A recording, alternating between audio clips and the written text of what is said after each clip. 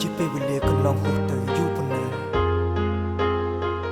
ហើយទោះជាអូនខ្លាចទៅជាអ្វីក៏ដោយតែបេះដូងរបស់ម្នាក់នេះនៅតែចាំនៅតែស្រឡាញ់នៅតែត្រូវការនៅតែទទួលអូនយ៉ាងពេញចិត្តមករស់នៅជាមួយនឹងបងជារៀងរហូត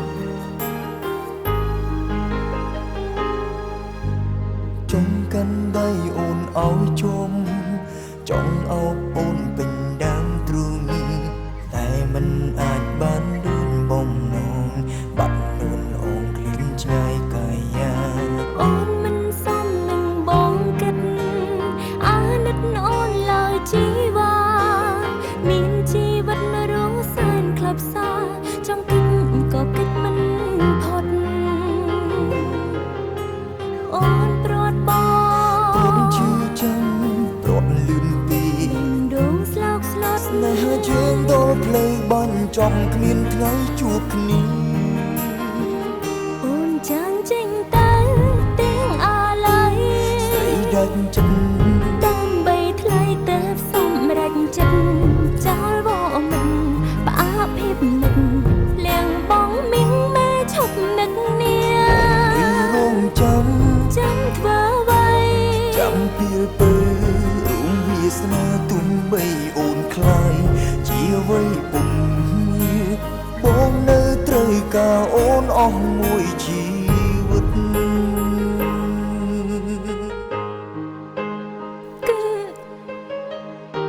គឺអូនចង់ឲ្យបងពាក់ព័ន្ធនឹងរ៉ាប់រងអំពើបែបនេះទេអូនខ្មាស់ខ្លួនឯងអូនសិនស្អប់ខ្លួនឯងខ្ញុំស្អប់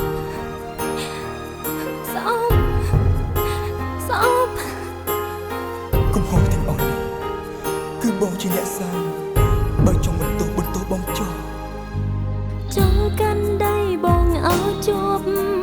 ចង់អោបបងពេញដើមទ្រូង